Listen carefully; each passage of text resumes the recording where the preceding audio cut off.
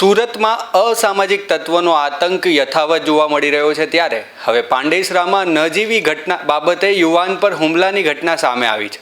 રિક્ષા મુદ્દે થયેલી બોલાચાલીમાં યુવાનને માર મરાયો હોવાની ઘટના સીસીટીવીમાં કેદ થતાં ચકચાર મચી ગઈ છે। મળતી માહિતી મુજબ સુરતમાં ગુનેગારોમાં પોલીસનો કોઈ જ ડર ન હોય તેવું લાગી રહ્યું છે, કારણ કે રોજે રોજ અસામાજિક તત્વોના આતંકના સીસીટીવીમાં સામે આવી રહ્યા છે। સુરતના પાંડેસરા ખાતે આવેલ આરવીરભાવ સોસાયટીમાં રિક્ષા મુદ્દે થયેલી બોલાચાલી બાદ એક યુવાનને નિર્દય રીતે ઢોર માર મારવામાં આવ્યો હતો, જે ઘટના સીસીટીવીમાં કેદ થતાં પોલીસની પેટ્રોલિંગ સામે સવાલો ઊભા થયા છે। ત્યારે વિડીયો વાયરલ થતાં અસામાજિક તત્વો સામે પોલીસ હવે કેવા પગલાં લે છે તે જોવું રહ્યું।